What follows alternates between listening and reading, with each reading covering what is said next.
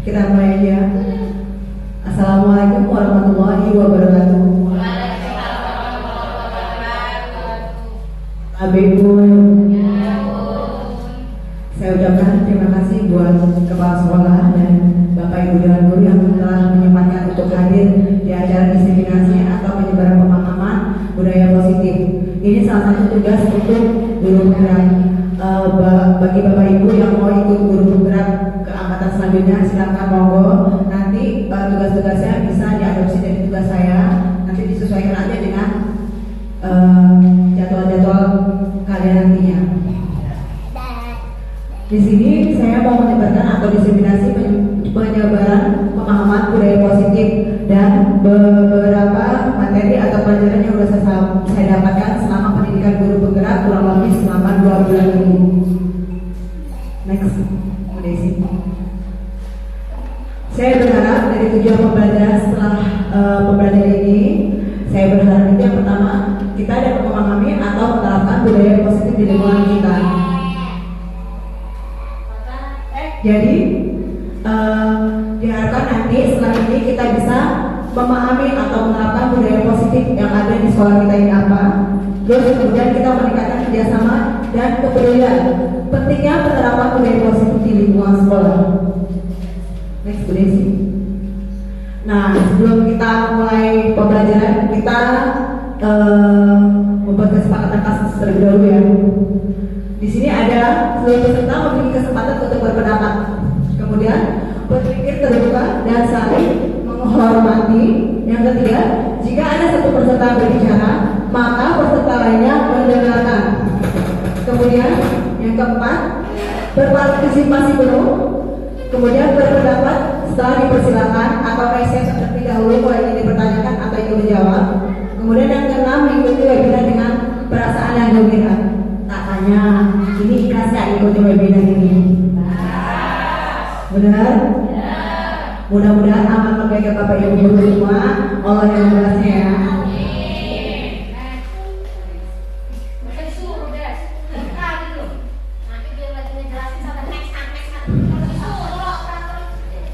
Latar belakang. Di sini seperti apa yang mudah disinggung sama Pak Guru, sekolah itu adalah tempat aman dan nyaman serta tempat yang menyenangkan, baik itu bagi murid ataupun bagi warga sekolah siapapun itu ya, baik itu wali muridnya sendiri ataupun gurunya, gurunya.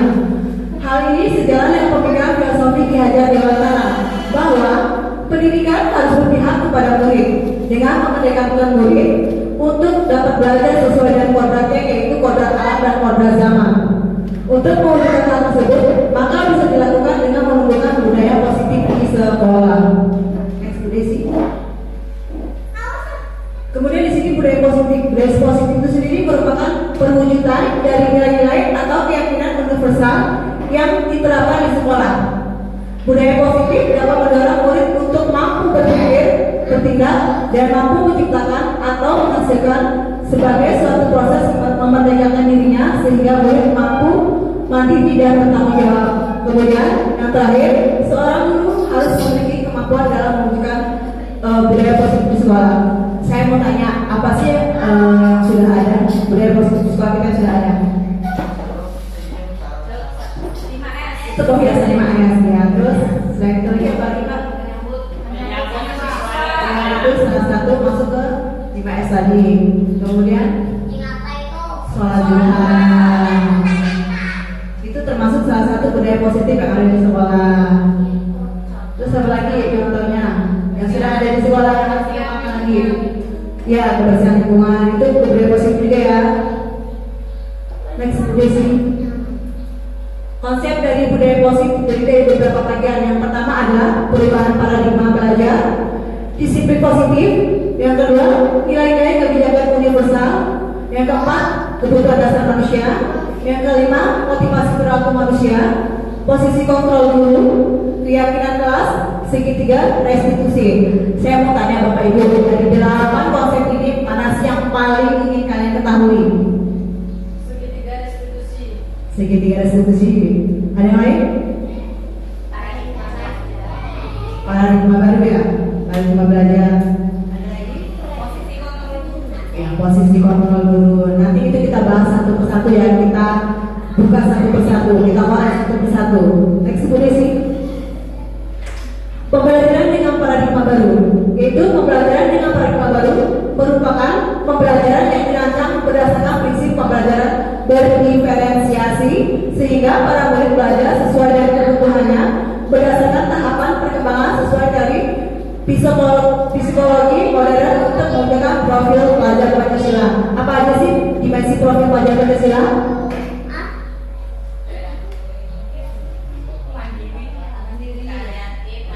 Coba ya sama-sama kita nyanyi yuk. Pada apa semua kan? Ya. Apa semua nggak? Ya, sama-sama kita nyanyi yuk. Profil pelajar Pancasila.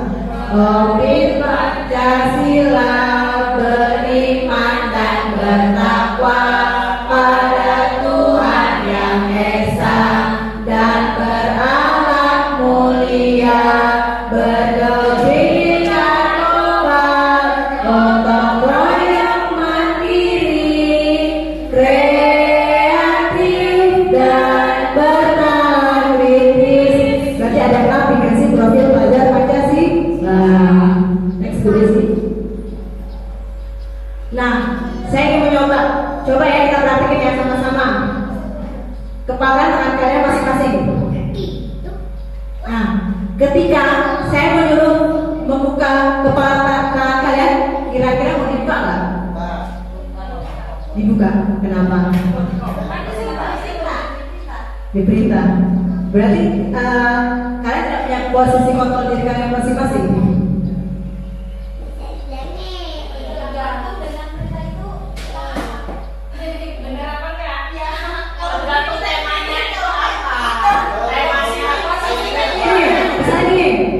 Kita bayangkan sesuatu yang berharga itu kita kepala tangan kita. Kemudian temannya itu nyuruh ngebuka kepala itu. Kira-kira dibuka apa enggak?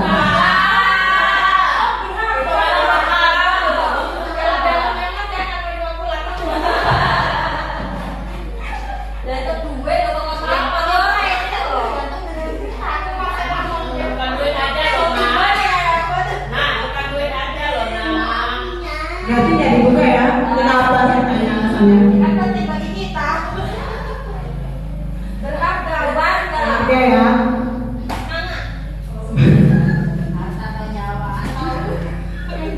Kemudian coba buka kepala tangan dengan saya cara boleh dibujuk, menghabis, diintimidasi, dimarahi, menggoda, mengkritik, bahkan menawarkan uang. Kalau ditawarkan uang, kira-kira dibuka nggak?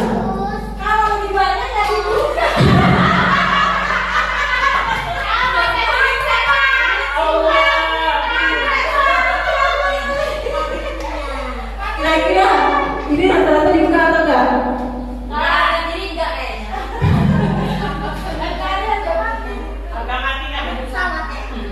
Next, alasannya kenapa tidak dibuka ya? Next.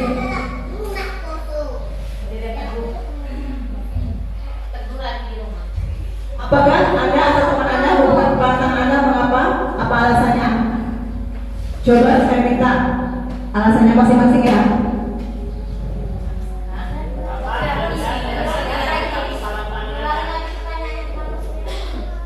Misalnya gini, kepala tangan itu, apakah Anda atau teman Anda membuka kepala tangan Anda? Misalnya gini, Bu Asyati mengepalkan tangan, kemudian Bu Aisyah meminta buka, apakah dibuka atau tidak? Terus kalau dibuka kenapa? Kalau tidak dibuka kenapa? Punya jawaban. Berikan alasannya. Berikan alasan masing-masing. Bu Susi sama Bu Desi ya? Sama Bu Desi, boleh?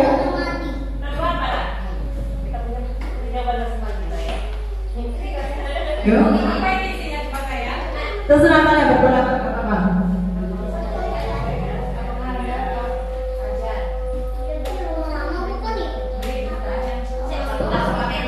Sampai dipikirin jawabannya.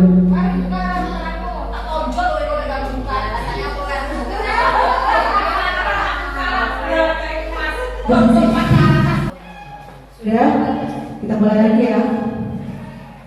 Pertanyaan pertama, apakah Anda atau teman Anda membuka kepala tangan Anda? Mengapa? Apa alasan Anda membuka kepala tangan Anda? Ayo, siapa yang masih pendapat? Kemudian yang kedua, dan kegiatan ini sesungguhnya siapa yang membuat kendali atau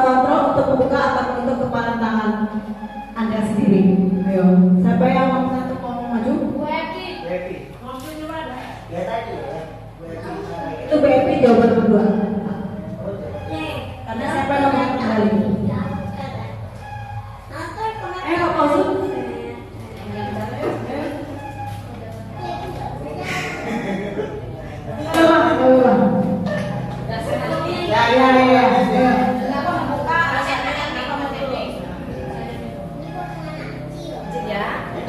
Perkenalkan, nama saya Mbak Seti. Saya akan membuka kepala tangan saya, alasannya bila orang itu membutuhkan pertolongan, saya buka kepala tangan saya. Saya akan menutup kepala saya bertahan kalau itu memang membahayakan buat saya. Saya kepala tangan. Itu aja. Terima kasih. Ada? Ayo, baby.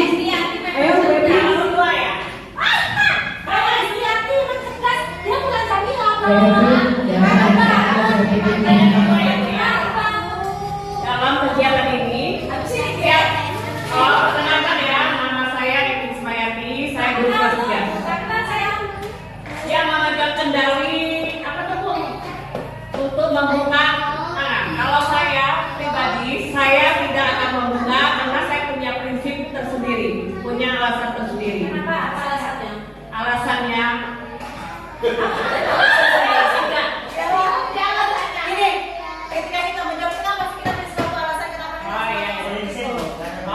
punya prinsip itu ya, karena prinsip saya ya karena hak saya sendiri lah, karena saya punya prinsip saya ya udah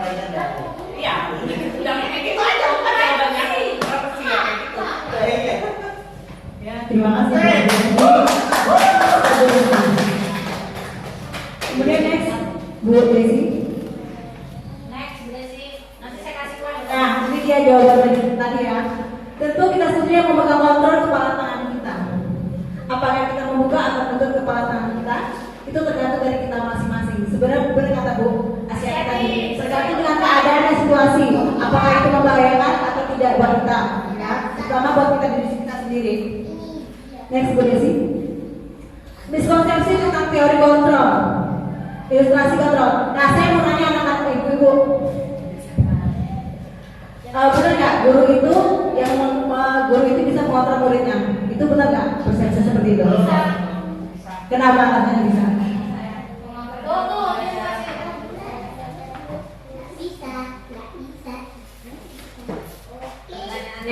Pertanyaan saya ulangi lagi ya Bu.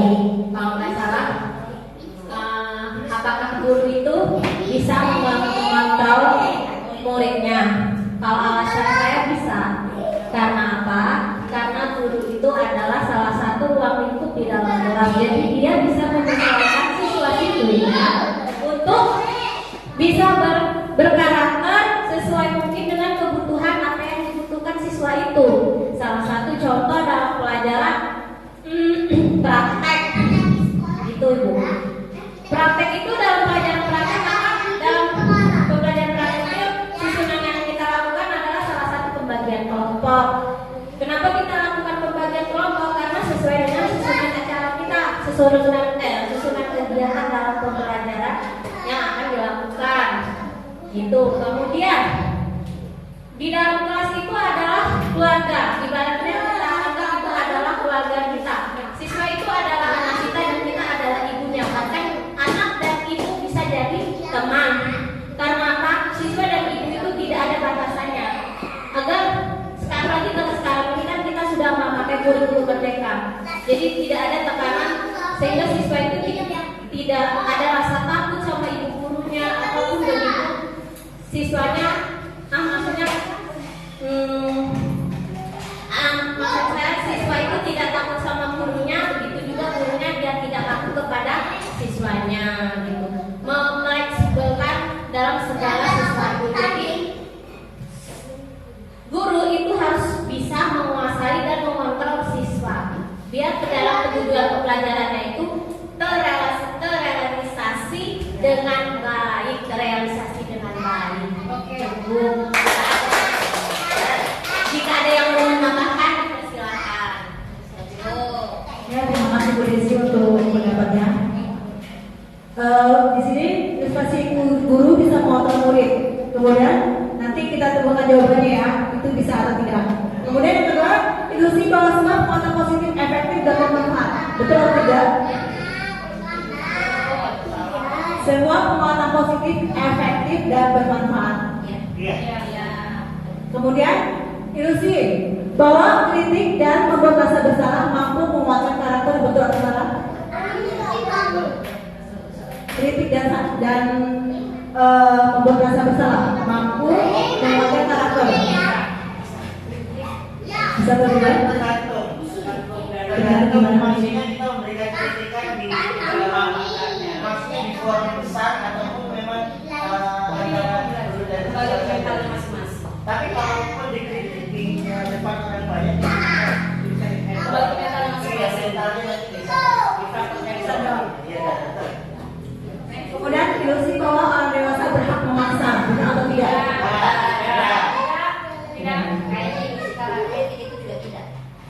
Tapi tergantung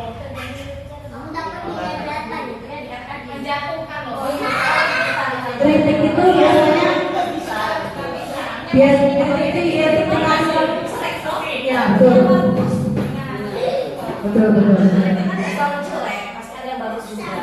tapi kalau yang bahwa orang dewasa berhak memaksa, orang dewasa itu yang dimaksud guru ya. Tapi kadang-kadang siswa itu kalau tidak dipaksa itu tidak mau bergerak. Mungkin itu bisa Awal terpaksa, akhirnya terbiasa. tergantung kondisi belakang. Lihat dari segi masalahnya. Karena gini, saya pernah Nggak apa-apa. murid saya Bisa di sini Pak Fauzul berbagi praktik kita. iya.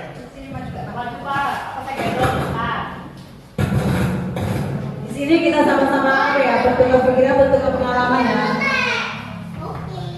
Baik, saya akan mencoba mendeskripsikan sesuai dengan apa yang saya alami. Jadi di poin yang nomor 4 itu orang dewasa berhak untuk memaksa. Kalau orang dewasanya itu yang dimaksud guru, itu berhak untuk memaksa peserta didik. Kenapa?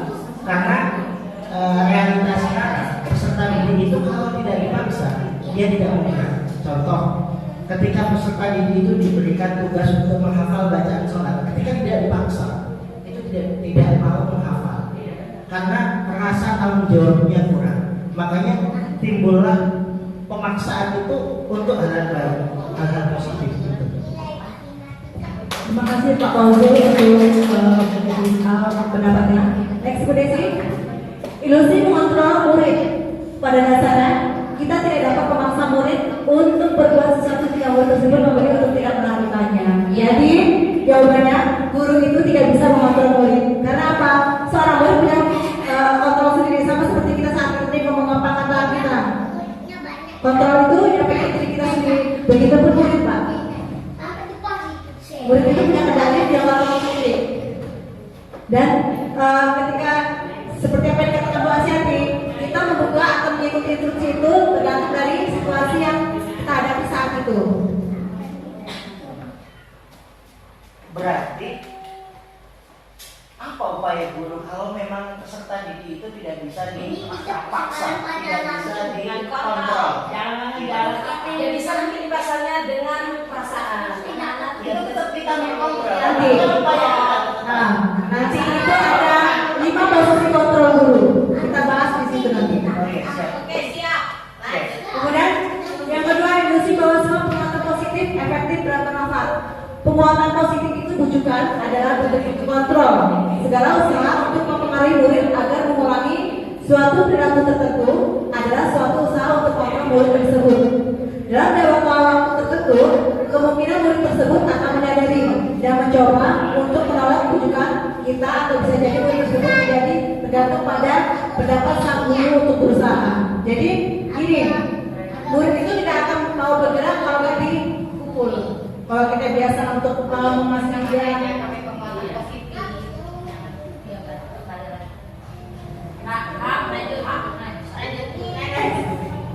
Kemudian ilusi bahwa kritik membuat orang merasa bersalah dan bersalah dapat menguatkan karakter. Tadi ada yang jawab iya ya, betul ya. Menggunakan kritik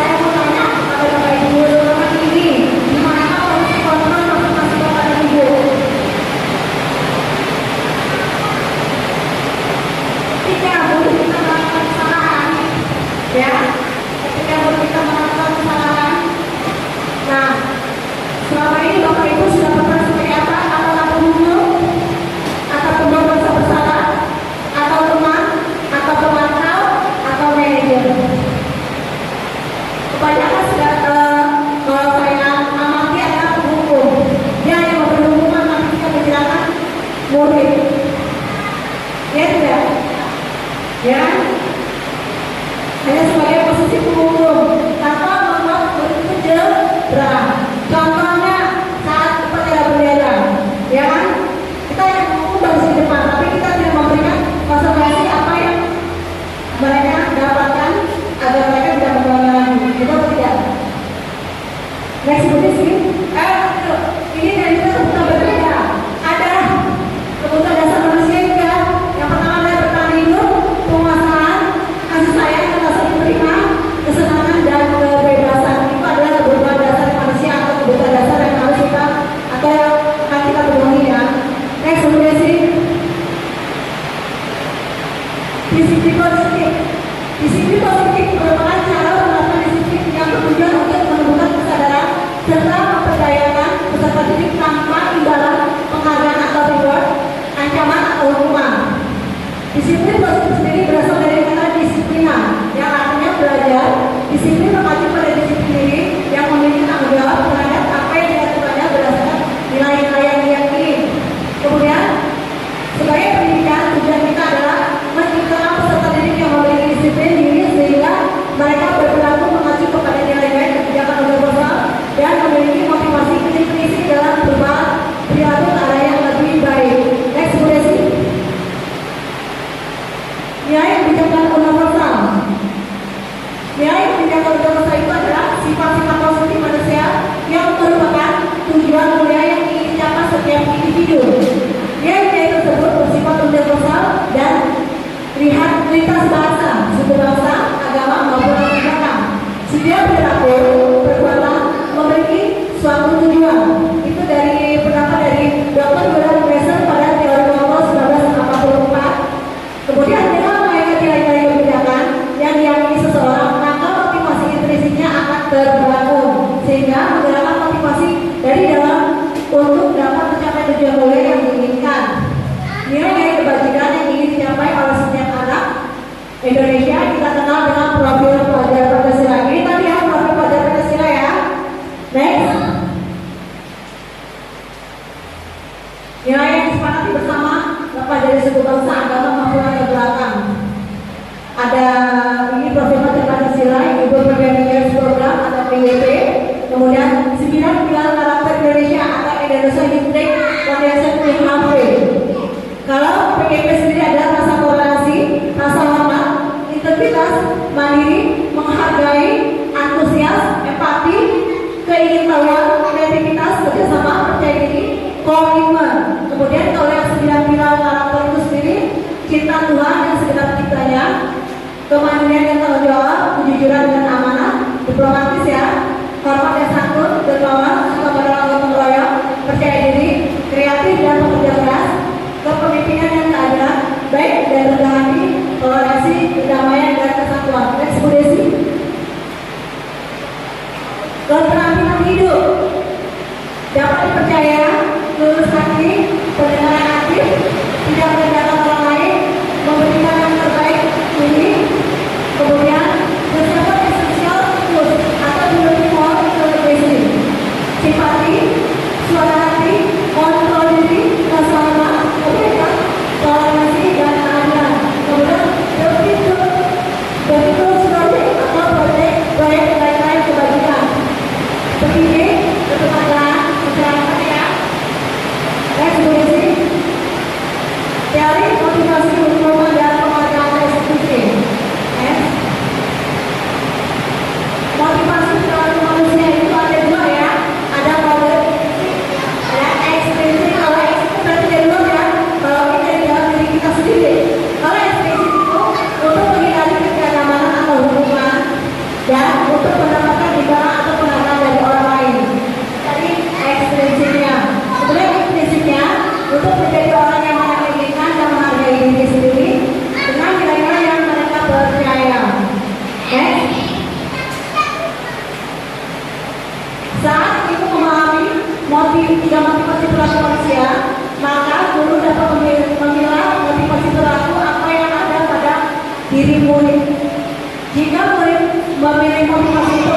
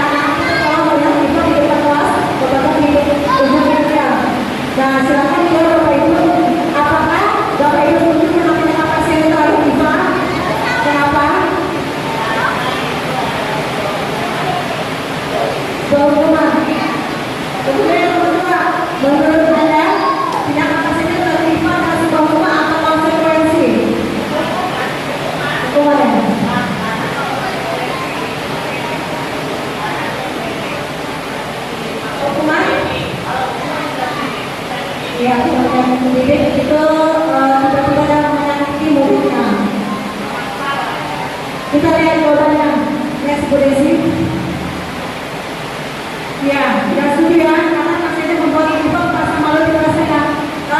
Itu sama aja perbuatan pasiennya terhadap kita itu adalah bullying. Salah satu bentuk bullying ya. Salah satu contohnya. Kemudian, sedangkan pasiennya terhadap uniform dan pasiennya itu adalah sebuah hukuman. Next, Bu Desi. Nah, ini silakan Bapak Ibu mengisi ya. Ini termasuk hukuman dan konsekuensi dari buat yang pertama. Jadi itu pertanyaan ini silakan tidak membuli, silakan mana yang termasuk hukuman, mana yang termasuk konsekuensi.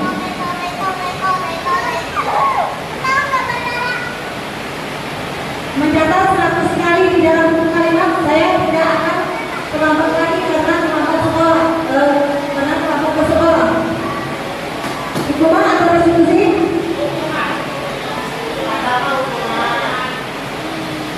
Hari memilih lapangan basket 2 kali karena terlambat lagi di sekolah. Hukuman atau restitusi?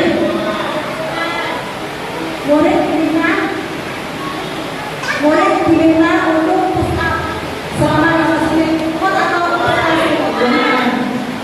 menggantikan kita semangat konsekuensi.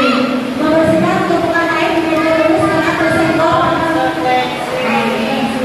Murid disuruh untuk menggunakan sepatu seharian di sekolah karena tidak menggunakan sepatu.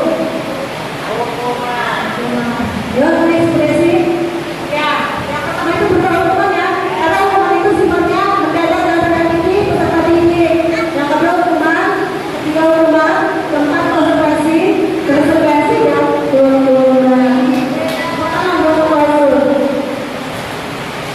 Kemudian ini perbedaan antara hukuman dan konsekuensi. Kalau hukuman itu sesuatu yang menyakiti dan harus terjadi.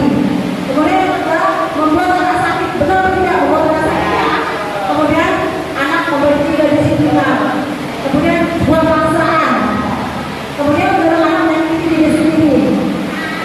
Kemudian konsep ini yang buruk, anak belajar untuk menyembunyikan kesalahan. Pada akhirnya kan dia tetap dihukum. Kemudian marah, rasa bersalah, malu, merasa tidak dihargai. Kalau konsekuensi itu sesuatu harus terjadi.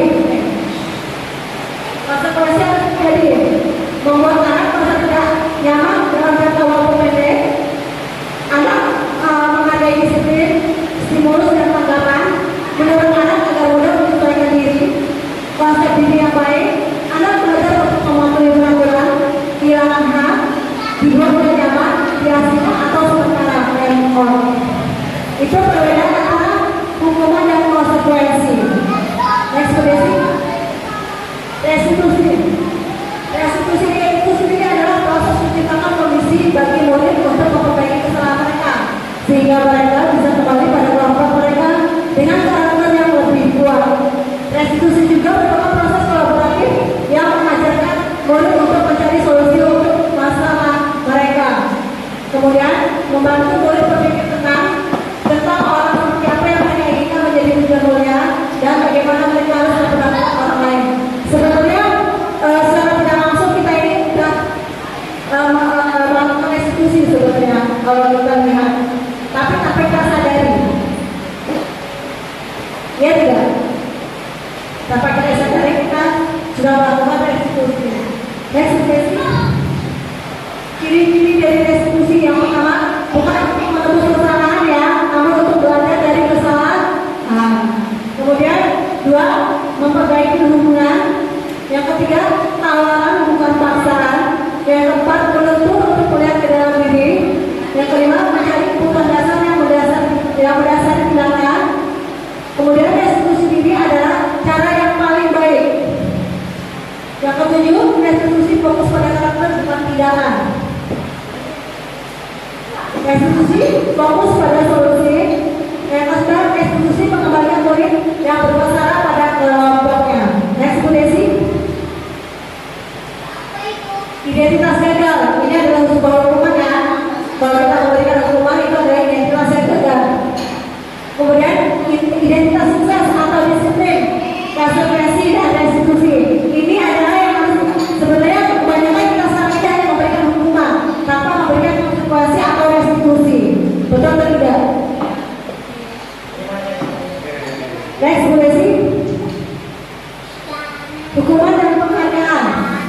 Kalau hukuman itu dia tidak berencana ya, tiba-tiba.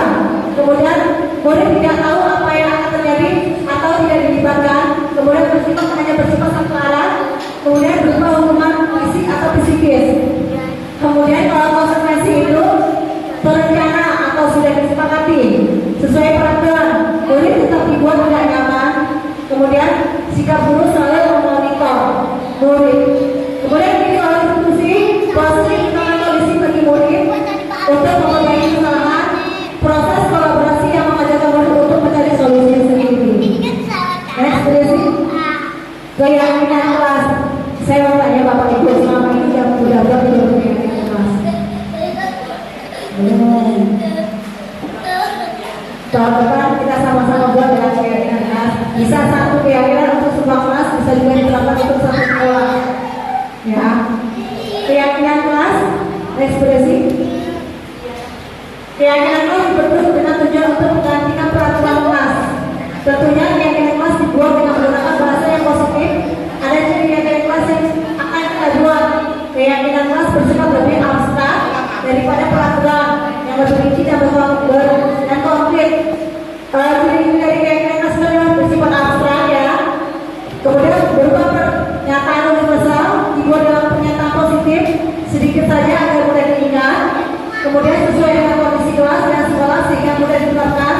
Semua warga sekolah atau warga kelas dilibatkan saat membuat keyakinan kelas. Next. Nah, ini contoh dari kesepakatan kelas. Kesepakatan kelas itu yang pertama datang tepat waktu, mengucapkan salam, menjaga kebersihan sekolah, berdoa sebelum sesudah kegiatan, aktif dalam belajar, tertib. Kemudian kesepakatan kelas. Kami guru dan murid yang saling menyayang, kami murid yang semangat belajar, kami murid yang peduli dengan teman-teman. Kira-kira itu udah belum sih? Udah ada belum? Ada sebagian yang sudah kita laksanakan ya, seperti datang tepat waktu, mengucapkan salam ya. Kemudian menjaga kebersihan sekolah, sudah ya. Kemudian berdoa sebelum dan sesudah kegiatan belajar mengajar. Kemudian aktif dalam pembelajaran dan tertib, sudah ya. Tinggal kita tuangkan atau kita buat kayak sebuah banner lah ya, poster. Next, berisi. Keyakinan kelas 1, setiap anggota kelas perlu belajar, setiap anggota kelas perlu senang, setiap anggota kelas perlu melakukan tugas, setiap anggota kelas perlu saling menghargai, setiap anggota kelas perlu merasa aman. Ini keyakinan kelas 1, kelas 2, dan ini kelas 7. Kalau kelas 7 itu SMP lebih ini ya.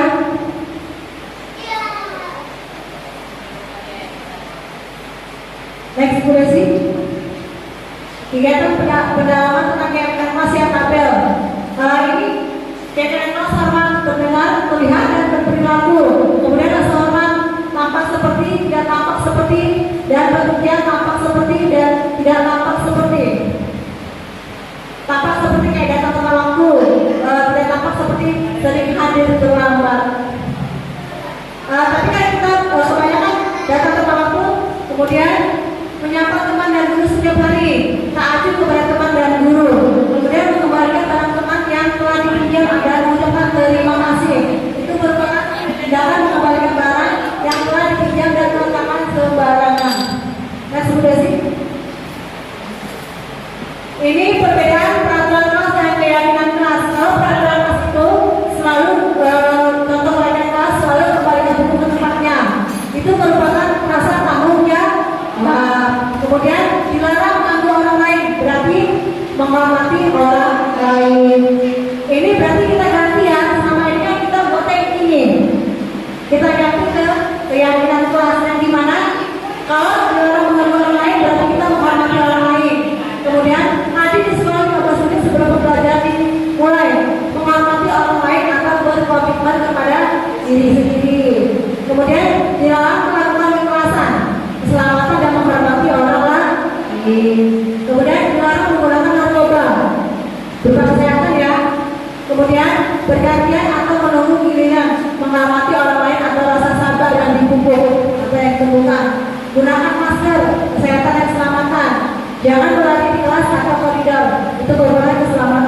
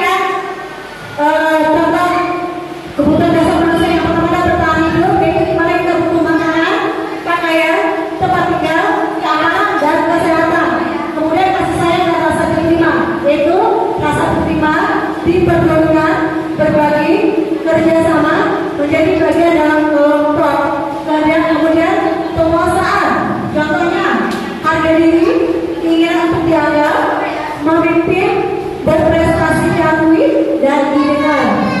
Kemudian kita bekerja sama dengan kebebasan, yaitu mandiri, memiliki pilihan, mencoba hal baru, mampu mengendalikan arah diri, kemudian kesenangan berupa bermain, humor, antusiasme, dan tertawa. Ekspresi. Nah, ini dia tadi yang katakan Pak Ausul, 5 posisi kontrol dulu. Di mana kita berada, di mana posisi kita. Yuk, ekspresi. Kita mulai ya, soalnya nanti jam 4 saya harus presentasi lagi. Kemudian kita di sini ke posisi kontrol, 5 posisi kontrol. Yaitu penghukum, pembuat rasa bersalah, teman, pemantau, dan manajer. Sebuah motivasi, guru berbuat menghindari hukuman itu menghadik, menunjuk-nunjuk, menyakiti atau menyindir. Kemudian guru berkata, kalau kamu tidak melakukannya, awas ya, rasakan. Benar nggak selama ini kita seperti itu? Hasilnya kita memberontak, menyalahkan orang lain, dan akhirnya murid itu berbohong. Kemudian kaitannya dengan dunia berkualitas, murid meletakkan guru di luar dunia berkualitas. Kemudian murid berkata, biarkan saja, nanti juga marah-marah lagi. Benar tidak? Karena terlalu sering kita marahin ya, akhirnya apa? Murid kebal, betul. Kemudian dampak pada murid, dia akan terus mengulangi kesalahan-kesalahannya lagi, dan dia tidak akan pernah belajar dari kesalahan yang sudah dia buat. Kemudian pembuat rasa bersalah, berceramah dan mengatakan seharusnya bla bla bla, ibu kecewa. Kemudian kamu sudah tahu, ibu lelah sekali mengatakannya, ibu stres. Itu dari pembuat rasa bersalah ya, penghukuman dia, sehingga begitu, oh ya saya merasa bersalah nih karena saya dapat melakukan tindakan kesalahan. Kemudian menyembunyikan atau menyangkal, berbohong, murid mengatakan guru di dalam dunia berkualitas. Kemudian akhirnya murid meminta maaf, betul tidak? Kalau dia merasa bersalah. Kemudian dia merasa rendah diri. Kemudian sebagai teman, menghargai imbalan atau keuntungan kepada orang lain, itu pertama sebagai teman, membuat alasan-alasan untuk muridnya. Ayolah lakukan demi ibu, masa kamu tidak mau? Ingat, ibu tidak pernah membantu. Kemudian dia akan ketergantungan kepada kita. Kemudian mengatakan dulu sebagai orang yang sangat penting di dunia berkualitas. Kemudian saya pikir bapak ibu teman saya ternyata begitu lemah, tidak mandiri, dan akan bergantung kepada gurunya. Kemudian kita sebagai pemantau, maka kita begitu mengukur. Kemudian apa peraturannya? Kita bisa menyesuaikan diri bila diawasi. Kemudian murid mengatakan guru, peraturan dan hukum di dunia berkualitas. Berapa banyak bintang yang saya harus peroleh, berapa halaman yang harus saya tulis. Kemudian meniti beratnya pada sanksi atau hadiah untuk dirinya. Kemudian ini guru sebagai manajer mengajukan pertanyaan.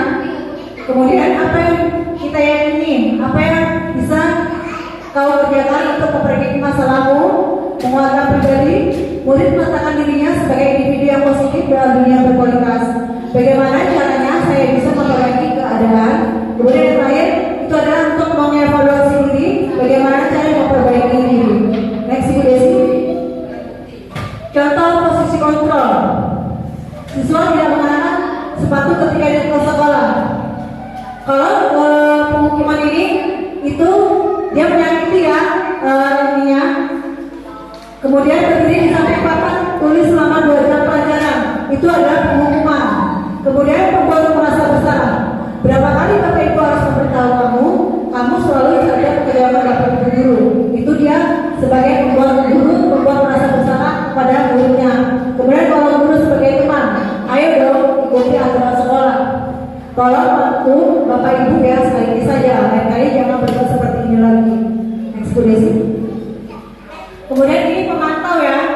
Kamu sudah melanggar peraturan sekolah, kamu tahu kan konsekuensinya apa peraturannya. Kemudian manajer, apakah Ini contoh-contoh misalnya kalau murid itu membuat kesalahan, bagaimana kata-kata atau kalimat yang harus kita utarakan sebagai pemantau, merasa bersalah, kemudian penghukum, manajer. Ini salah satu contoh kalimatnya. Next, Bu Desi. Nah ini kayaknya udah sampai slide terakhir ini segitiga restitusi. Wah, sabar ya Bapak Ibu. Ya, next Bu Desi. Segitiga restitusi itu sendiri adalah suatu proses dialog yang dijalankan oleh guru agar dapat menghasilkan murid yang mandiri dan bertanggung jawab. Kemudian segitiga restitusi itu sendiri ada 3 tahapan. Yang pertama adalah tahapan menstabilkan identitas. Yang kedua, tahapan validasi tindakan yang salah. Dan yang ketiga adalah tahapan menanyakan sebuah keyakinan. Next, Bu Desi. Untuk membuat anak asa gagal karena berbuat salah menjadi positif terhadap dirinya. Ini perkataan yang harus kita lontarkan contohnya ya Bapak Ibu ya. Berbuat salah itu hal yang manusiawi. Kemudian tidak ada manusia yang sempurna. Bapak Ibu juga pernah berbuat salah, tapi kita selalu mencari solusi terbaik agar tidak mengulangi kesalahan yang sama. Kemudian kita pasti bisa menyelesaikan permasalahan ini. Bapak Ibu tidak tertarik untuk mencari tahu siapa yang benar, siapa yang salah. Bapak Ibu lebih tertarik untuk menyelesaikan masalah. Kalau kamu menyalahkan dirimu sendiri, terus menerus, apakah kamu bersikap baik pada dirimu sendiri? Ini contoh kata guru ketika guru itu membuat rasa bersalah ya, bahwa positif pada dirinya. Next, Bu Desi. Kemudian membantu murid mengenali basic needs atau kebutuhan dasar yang ingin dipenuhi ketika melakukan kesalahan. Ini contoh kata-katanya ya Bapak Ibu ya. Kamu pasti punya alasan mengapa melakukan hal ini. Padahal kamu bisa melakukan yang lebih buruk dari ini. Kamu patut bangga karena lebih melindungi, karena telah melindungi sesuatu yang penting buatmu. Kamu melakukannya karena mempertahankan sesuatu yang penting bagimu. Next, Bu Desi. Kemudian ini salah satu keyakinan kelas untuk melihat anak kesalahannya dihubungkan dengan norma sosial dan nilai-nilai yang mendasari manusia berinteraksi dengan orang lain. Ini contoh perkataan gurunya. Apa keyakinan kelas kita? Kemudian nilai-nilai apa saja yang telah disepakati bersama. Kemudian seperti apa gambaran sebuah kelas yang ideal menurut kamu? Dan yang terakhir adalah kamu ingin menjadi orang yang seperti apa? Ini contoh-contohnya saat kesalahan anak itu dihubungkan dengan norma sosial dan nilai-nilai yang mendasari manusia. Next, Bu Desi. Nah ini yang terakhir, bagian terakhir nih. Saya pengen setiap Bapak Ibu menjawab pertanyaan ini masing-masing. Nah ini sebuah refleksi. Itu pertanyaannya setelah tadi mengikuti pembelajaran dari awal sampai akhir. Hal baru apa saja yang mengubah paradigma Bapak Ibu setelah mengikuti kegiatan ini? Dan yang kedua, perasaan apa yang muncul selama mengikuti kegiatan hari ini Bapak Ibu? Saya nanti minta satu-satu ya jawabannya ya. Ingat, jangan pernah takut salah. Yang penting berani dulu. Salah atau benar itu belakangan.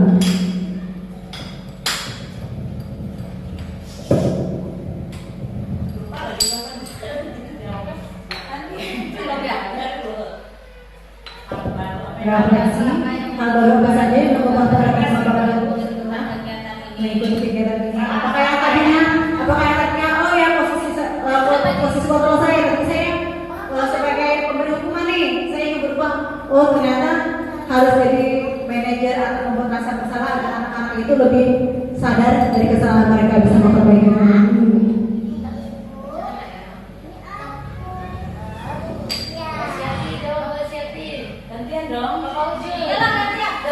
Atau kajol boleh juga.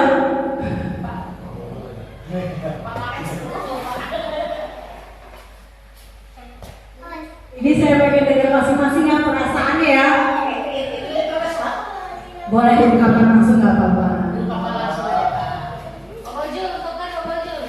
Maju Bapak Uzul, boleh Bapak Uzul.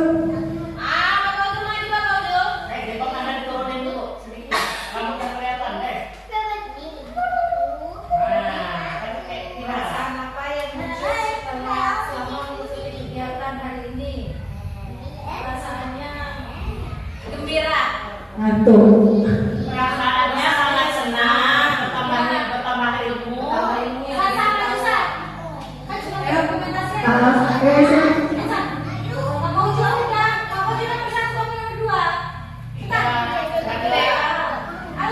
biasanya kami itu setiap orang pertanyaan perasaannya masing-masing. Saya mewakili Anda ada perasaan. Kalau perasaan itu kan jawabannya sesuai dengan Iya, Pak. Boleh dua-duanya, dua-dua. Ini seharusnya dari setiap orang menjawab dua pertanyaan ini sih sebenarnya. Hal apa yang didapatkan setelah dari pembelajaran ini, kegiatan ini, kemudian perasaannya setelah mengikuti ini. Itu adalah refleksi. Nana. Nama saya Raisa. Saya tahu. Saya nggak kenal. Nah, hal baru apa yang mengubah paradigma Bapak atau Ibu setelah mengikuti kegiatan ini?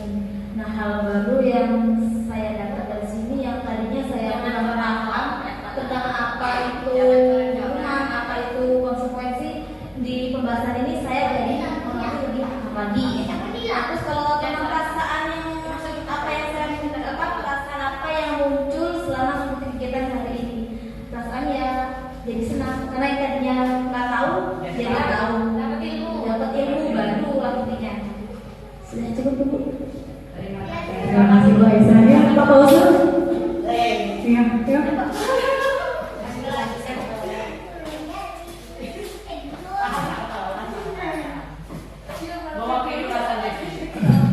Baik, bismillahirrahmanirrahim.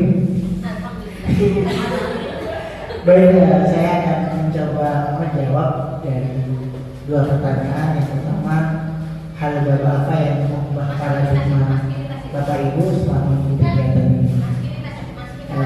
Mungkin selama mengikuti kegiatan mengikuti materi hari ini, paradigma atau hal baru yang saya rasakan yang pertama adalah kontrol diri saya sebagai pendidik, itu tuh pasti. Terus yang kedua, bagaimana menjadikan guru sebagai profesi yang sangat membanggakan, intinya seperti itu. Terus perasaan apa yang muncul ya senang. Mungkin itu.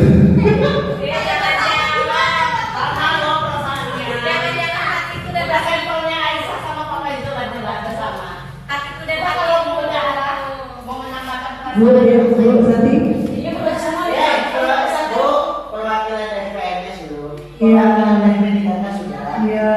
Sudah. Iya, ayo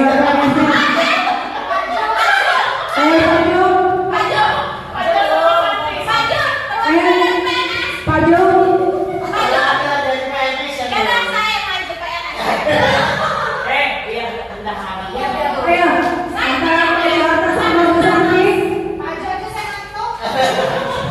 apakah nantinya, oh iya paradigmanya peraturan sekolah dijadikan berubah jadi keyakinan sekolah. Jadi dia tidak perlu menghukum yang mudah dikira. Tapi malu loh, AS mengadu sama padahal. Ayo.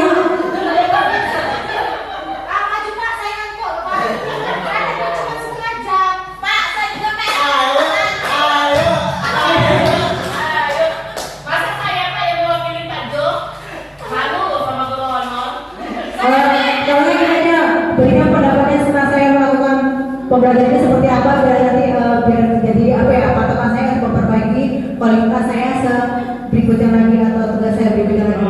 Ayo, Dalam hati Pak Jo, ada pikiran sakit.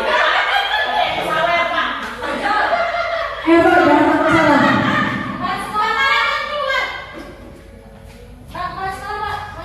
Pak, saya posting Pak di story Pak. Saya posting Pak di story WA saya. Pak SU kata tuh. Senang kata Pak Jo. Yang senyum Pak. Yang saya katakan. Ini yang namanya konsekuensi. Pak, tolong video Pak. Pak, tolong video Pak. Pas patas dari maju. Assalamualaikum warahmatullahi wabarakatuh. Untuk menanggapi hal baru apa yang mengubah paradigma Bapak Ibu setelah mengikuti kegiatan ini. Ini jadi paradigmanya sangat baik sekali ya untuk kemajuan sekolah kita. nanti coba kita terapkan di sekolah ini dengan baik, dan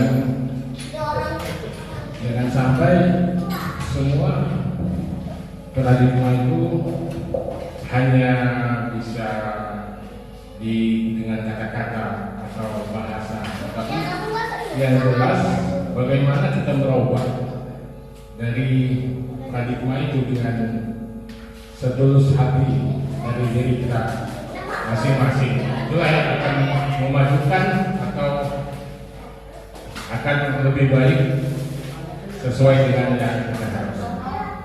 Nah, sudah itu kedua, perasaan apa yang muncul selama mengikuti kegiatan hari ini? Yang jelas sangat senang sekali karena satu-satunya calon guru penggerak yang di sekolah kita ini, marilah kita bersama-sama untuk mendukung dan support untuk kemajuan sekolah kita khususnya dengan guru penggerak. Sekian, terima kasih.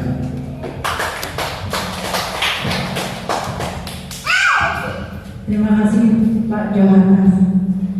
Next, ini adalah sesi terakhir ya Bapak Ibu ya. Saya sebagai guru penggerak atau moderator ya, sekaligus pembaca dan pemateri, mengucapkan terima kasih untuk kehadirannya, dan saya mohon maaf apabila ada salah-salah dari saya yang sengaja atau tidak sengaja. Dan saya akhiri wassalamualaikum warahmatullahi wabarakatuh.